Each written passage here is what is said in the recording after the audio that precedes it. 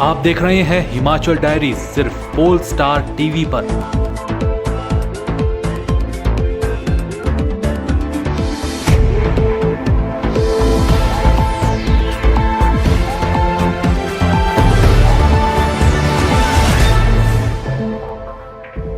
Himachal diaries के प्रायोजक हैं RK hospital Hamirpur, service with quality, और sunshine salon Gandhi Chowk Hamirpur, a complete beauty salon. नमस्कार, मैं हूं मुकेश ठाकुर और स्वागत है आपका हिमाचल डायरी के इस अंक में।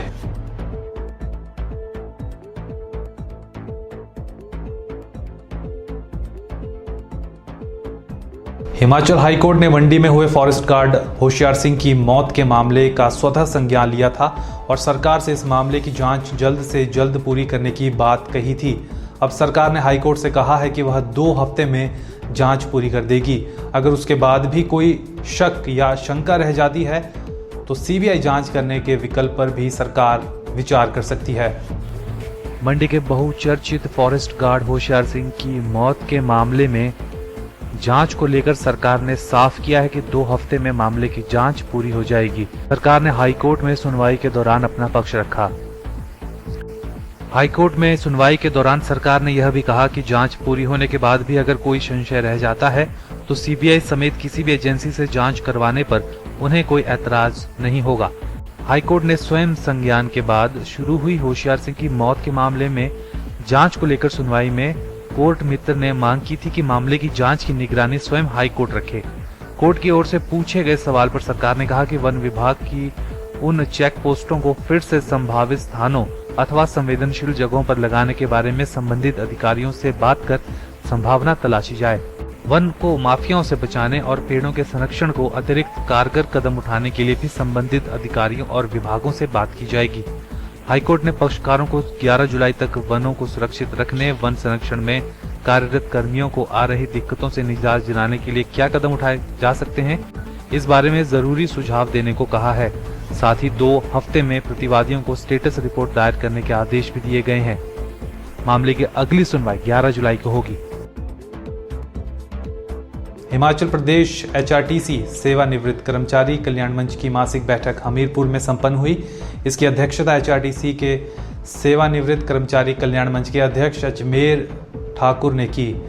कर्मचारियों की हमेशा से यह मांग रही है सरकार से, इन सेवानिवृत्त कर्मचारियों की, कि उन्हें पेंशन कभी भी समय पर नहीं मिलती और आज दिन तक सरकार ने इस समस्या का कोई स्थायी समाधान नहीं निकाला है। इस मासिक बैठक के दौरान जहां एचआरटीसी सेवानिवृत्त कर्मचारी कल्याण मंच ने अपनी मांगों को रखा, वहीं आगामी रणनीति भी बनाई। सेवानिवृत्त कर्मचारियों का कहना है कि उन्हें सरकार के द्वारा 3-3 महीने के बाद पेंशन दी जा रही है, जिसका सरकार ने आज दिन तक कोई स्थायी समाधान नहीं निकाला। सेवानिवृत्त कर्मचारियों का कहना है कि कई बार वे परिवहन मंत्री जीएस बाली और मुख्यमंत्री वीरभद्र सिंह से भी मिल चुके हैं, लेकिन सरकार ने उनकी समस्या का आज दिन तक कोई समाधान नहीं निकाला है। एचआरटीसी सेवानिवृत्त कर्मचारी कल्याण मंच के अध्यक्ष अजमेर ठाकुर रोष जताते हुए कहते हैं कि दुर्गम से दुर्गम क्षेत्रों में अपनी सेवाएं देने के बाद भी सरकार के द्वारा सेवानिवृत्त कर्मचारियों की अनदेखी की जाती है। उन्होंने सरकार को चेताया कि अगर 15 जुलाई तक उनके लिए सरकार कोई स्थायी नीति नहीं बनाती तो वे आंदोलन का रास्ता अख्तियार करने से गुरेज नहीं करेंगे। आज की हमारी बैठक जो है वो जैसे हर माह 7 तारीख को माता के प्रांगण में यहाँ होती है, वैसे ही आज भी बैठक का आयोजन किया गया, जिसमें लगभग 75 लोगों ने, जो सदस्य थे हमारे, उन्होंने भाग लिया है और सर्वसम्मति से सब ने ये निर्णय लिया है कि पेंशन जो हमारे को 2-2 माह या 3-3 माह लेट मिलती है, उसके बारे में इसका कोई स्थायी समाधान के लिए बात करनी है। तो जैसा कि हमारे कई बार हम माननीय मुख्यमंत्री जी से मिल चुके हैं और परिवहन मंत्री से भी कई बार मिल चुके हैं, एचआरटीसी प्रबंधन से भी मिल चुके हैं, परंतु पेंशन के स्थायी समाधान के लिए किसी ने भी हमारी बात को स्वीकारा नहीं है। सिर्फ आश्वासन देते हैं, आश्वासन देने के बाद क्या होता है कि 1 महीने की या 2 महीने की पेंशन डाल दी जाती है, जबकि हमारे लोगों ने दुर्गम क्षेत्रों में रहते हुए रात दिन निगम की सेवा की है, जनता की सेवा की है, और जब कार्यरत कर्मचारी हम थे या आज भी हैं तो उनको आज भी सराहा जाता है कि ऐसे ऐसे दुर्गम क्षेत्रों में HRTC के कर्मचारी रात दिन सेवा दे रहे हैं। जबकि जैसे हमारा एक कर्मचारी चालक या परिचालक रकांग PO से चलता है या लाहौर से चलता है, काजा से चलता है, तो उसके स्थान पर जो है स्वेटर और कोट पहने होते हैं। जब वो मनाली में आता है तो उसकी जो स्वेटर और कोट खुल जाते हैं। जब वो मनाली से चलता है, जब चंडीगढ़ पहुंचता है तो उसके कमीज भी खुल जाती है, इतनी गर्मी में वो काम करते हैं, कार्य करते हैं। तो ऐसे दुर्गम क्षेत्रों में और ऐसी परिस्थितियों में काम करते हुए जब हम लोग सेवानिवृत्त होते हैं तो हमें पेंशन के लिए रोना क्यों पड़ रहा है? जब कार्यरत कर्मचारी थे तो सराहा जाता था, रिटायर होने के बाद जो है हम दर दर की ठोकरें खाते हुए और आंदोलन करते हुए इस अवस्था में आंदोलन करने पड़ रहे हैं। जबकि कई लोग बीमारी से ग्रस्त हैं, कई लोग किस तरीके से ग्रस्त हैं, उनको दवाई के लिए पैसा चाहिए, खाने के लिए पैसा चाहिए, बच्चों को कब गुजर बसर करने के लिए पैसा चाहिए, तो हमें समय पर पेंशन नहीं मिलती है। अब 27 तारीख को हमारी बैठक प्रदेश कार्यकारिणी की ऊना में हुई इसी माह, तो उसमें ये निर्णय लिया गया कि 15/7/2017 तक अगर हमारी पेंशन का स्थायी समाधान नहीं किया जाता है तो 15/7/2017 के बाद आपातकालीन बैठक बुलाकर कोई भी निर्णय ऐसा लिया जा सकता है जिसमें सेक्रेटरी का गिराव भी हो सकता है, अवरण व्रत पे भी बैठा जा सकता है, कुछ भी करने को जो है परिवहन सेवा कर्मचारी कल्याण मंत्री जो है बाध्य होगा, जिसकी सारी जिम्मेदारी सरकार और प्रबंधन की होगी। Bureau report, Polestar, Hamirpur. चलिए, बहुत दिनों के बाद जोनल अस्पताल हमीरपुर से एक अच्छी खबर आई है। जोनल अस्पताल में एक स्त्री रोग विशेषज्ञ और एक एनेस्थीसिया स्पेशलिस्ट डॉक्टर ने कार्यभार संभाला है। इन 2 डॉक्टर्स को मिलाकर अस्पताल में डॉक्टरों की संख्या 22 हो गई है। हालांकि अभी भी अस्पताल में कोई भी सर्जन नहीं है, जिस कारण मरीजों को परेशानियों का सामना करना पड़ता है। चलिए, हमीरपुर के लोगों के लिए अब एक अच्छी खबर है। क्षेत्रीय अस्पताल हमीरपुर में 2 चिकित्सकों ने ज्वाइन कर लिया है। इनमें से एक एनेस्थीसिया स्पेशलिस्ट और एक महिला रोग विशेषज्ञ ने कार्यभार संभाला है। दोनों डॉक्टर्स के ज्वाइनिंग के बाद क्षेत्रीय अस्पताल में डॉक्टर्स की संख्या बढ़कर 22 हो गई है। अस्पताल में स्वीकृत 29 चिकित्सकों में से 7 चिकित्सकों के पद अभी भी खाली हैं। अस्पताल में कोई भी सर्जन न होने से मरीजों का मर्ज भी बढ़ता है। क्षेत्रीय अस्पताल में एनेस्थीसिया डॉक्टर पायल और गायनी डॉक्टर शशिकांत ने ज्वाइन किया है। दोनों डॉक्टर टांडा से PG करके क्षेत्रीय अस्पताल में आए हैं। फिलहाल दोनों की नियुक्ति अस्थायी रूप से की गई है, लेकिन दोनों के ज्वाइन करने से अस्पताल में कुल डॉक्टर्स की संख्या 22 तो हो ही गई है। गायनी विभाग में पहले 3 डॉक्टर सेवाएं दे रहे थे। जुलाई महीने से क्षेत्रीय अस्पताल में कोई सर्जन न होने से मरीजों की परेशानियां बढ़ गई हैं। वर्तमान में अस्पताल में कोई भी सर्जन नहीं है। क्षेत्रीय अस्पताल में कार्यरत सर्जन डॉक्टर अभिषेक ठाकुर 1 जुलाई को हायर स्टडी के लिए PGI चंडीगढ़ चले गए थे। यहाँ सर्जन की 3 साल तक स्टडी चलेगी। 1 जुलाई से क्षेत्रीय अस्पताल में सर्जन के सभी पद खाली चल रहे हैं।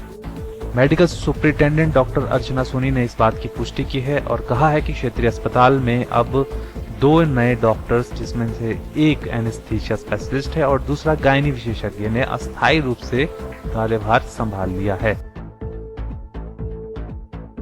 सस्ती दवाओं की दुकानों ने GST लागू होने के बाद मरीजों को दवाएं देने से मना कर दिया था। कारण यह बताया गया कि GST के मुताबिक उनका सॉफ्टवेयर अपडेट नहीं हुआ था। अब खाद्य आपूर्ति निगम ने मरीजों को थोड़ी राहत दी है और दवाइयों के पुराने स्टॉक पर 10.25% के बजाय 3.25% छूट देने का फैसला लिया है। जब तक व्यवस्था पटरी पर नहीं आती तब तक सस्ती दवाइयां लोगों को 3.25% छूट के साथ ही मिल पाएंगी। मरीजों को राहत देने के लिए खाद्य आपूर्ति निगम ने दवाओं के पुराने स्टॉक पर 10.25% के बजाय 3.25% छूट देने का फैसला लिया है। GST लागू होने से दवा दुकानों के सॉफ्टवेयर अपडेट नहीं हो रहे हैं। जब तक व्यवस्था पटरी पर नहीं आती तब तक लोगों को पुराने स्टॉक की दवाओं में 3.25% छूट मिलेगी। खाद्य आपूर्ति निगम ने लाइसेंस फार्मासिस्टों को दवा दुकानें खोलने के निर्देश जारी कर दिए हैं। GST लागू होने के बाद हिमाचल में उचित मूल्य की अधिकांश सरकारी दवा दुकानों में बिक्री बंद हो गई है। अधिकतर दुकानें खुली तो हैं, लेकिन वह सस्ती दवा देने से इनकार कर रहे हैं।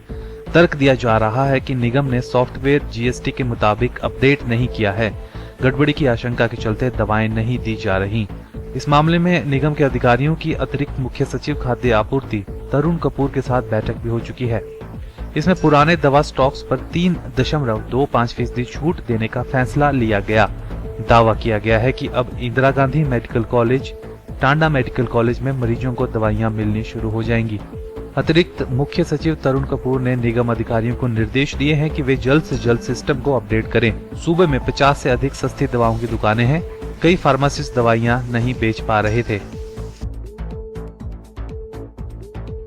हमीरपुर में शिक्षा वार्ता के नाम से एनजीओ ने अपना उद्घाटन समारोह मनाया और इस समारोह के साथ ही शिक्षा वार्ता ने हमीरपुर जिला में काम शुरू कर दिया है। इस एनजीओ के संचालकों की माने तो शिक्षा भारत जगह जगह गरीब बच्चों को मुफ्त में कोचिंग देने का काम करता है। हमीरपुर के टाउन हॉल में शिक्षा वार्ता एनजीओ ने अपना इनॉग्रेशन समारोह मनाया। इस समारोह में ओमकार सिंह भाटिया बतौर मुख्य अतिथि पहुंचे और मीडिया से बात करते हुए उन्होंने शिक्षा वार्ता के कामों पर प्रकाश डाला।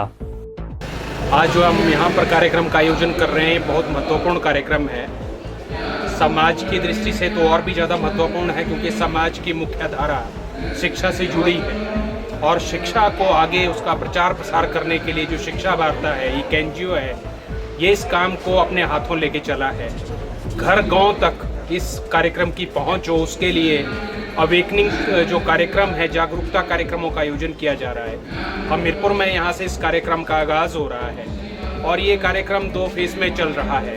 एक कार्यक्रम तो एक पत्रिका का विमोचन से चल रहा है और दूसरा कार्यक्रम है कि जो गांव के कुछ डिप्रेस्ड वर्ग हैं, SC ST OBC माइनॉरिटी के वे लोग और जनरल कैटेगरी के वे लोग, ऐसे बच्चे जिनकी पहुंच शिक्षा तक बहुत कम हो रही है, या यूं कहें कि शिक्षा के प्रति वे उदासीन हैं, या ये भी हो सकता है कि गरीबी के कारण वो शिक्षा प्राप्त ना कर पा रहे हों, उस सारी क्षतिपूर्ति को करने के लिए शिक्षा वार्ता ने जो बीड़ा उठाया है, उसका आगाज़ हम यहाँ से कर रहे हैं। और ये एक बहुत अच्छा प्रोजेक्ट है। इसके ऊपर बहुत से लोग काम कर रहे हैं और दिल्ली से एफिलेटेड है और हिमाचल प्रदेश के जो प्रभारी हैं हमारे सामने सभी साथी खड़े हुए हैं और ये पूरी तन्मयता के साथ, पूरी लगन के साथ, पूरी मेहनत के साथ और पूरी ईमानदारी के साथ इस बीड़े को उठाए हुए हैं। और हम लोग भी इस कोशिश में हैं कि ऐसे लोग, ऐसे बच्चे जहाँ तक शिक्षा नहीं पहुँच पा रही है, अगर पहुँच पा रही है तो उस मैनर में नहीं पहुँच पा रही है जैसे पहुँचनी चाहिए, या किसी न किसी अभाव के कारण, चाहे वो गरीबी है, चाहे उन तक संपर्क नहीं हो पा रहा है,